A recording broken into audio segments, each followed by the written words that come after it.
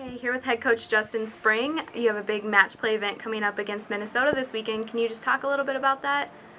Yeah, this is this is my assistant coach Daniel Ribeiro and I's proposed format of basically how to revolutionize NCAA men's gymnastics. It's a huge event for us. We put a lot of time and effort, research, background,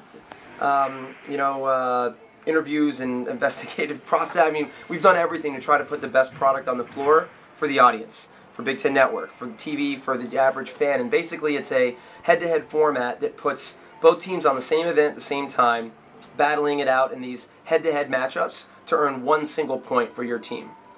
Instead of this large accumulating score over time for one win at the end of the night, we'll have incremental wins along the way throughout the meet. And I hope that it's going to create a little bit more investment, a little bit better understanding for the fans, and overall a better competition format that people really like and can kind of make for a more exciting gymnastics meet. Okay, and how did you come up with this idea? Like, when did you start thinking about changing gymnastics? Well, gymnastics is a very niche sport. You know, we all if you've ever been in a room with more than 3 gymnasts, it comes up. Gymnastics comes up, and why are we more marketable, and what happened, and all these conversations. And really, 9 times out of 10, what we end up settling back on, and what we always get so frustrated with, is judging and scores. Scores that people don't understand, judging that is always biased one way or another, and then you put the two together and it's a nightmare. And so we said, how do we get rid of it? How do we get rid of the misleading, hard to understand scoring system of gymnastics? And through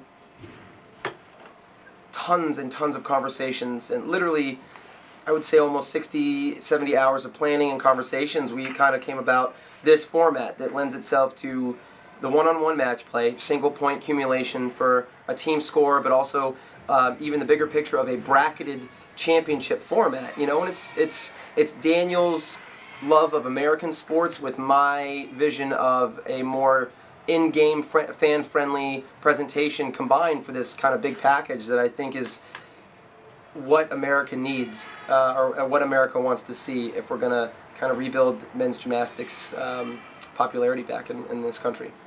Okay, and looking at Minnesota, how do you think the guys will compete this weekend? Well, you know, especially under this format, I think it's going to be a good meet. Minnesota has some very strong events. Mike Burns, head coach of Minnesota, is a very smart coach. He is a good strategist, and he's going to play this. He's going to use this format to his advantage, and it is to his advantage in a lot of ways. You know, our team, not as deep as it was last year, is going to have a few routines at the bottom that have been struggling, and he's going to capitalize on those. And I think that it's going to end up being a very close meet. It's going to make for a very exciting meet, and I'm really excited the way it's going to play out. So it is going to be a close meet, and I think that it's going to come down to maybe the 5th, if not maybe the 6th event, which is exciting because the first team is 16 wins. I could see both teams in double digits marching towards the end of the 2-hour meet, and it's going to be intense and exciting.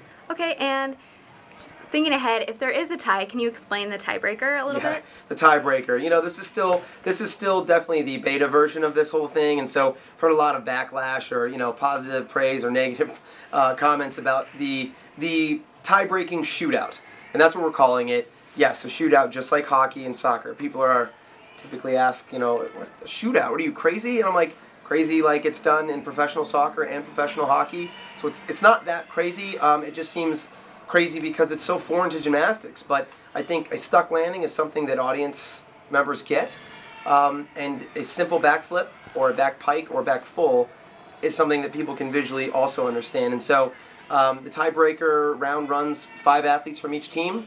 Round 1 is 5 back tuck sticks, one at a time, just like a shootout in soccer would be. If it's tie after that, and you go to back pikes, and the third tie-breaking round would be standing back fulls, all for stuck landings. And so I think it's a simple but easy to follow and intense tie-breaking format. I think it'd be very cool if it were to end in a tie. That would be a great simulation to run and see how it all plays out. Okay, thank you. Thanks.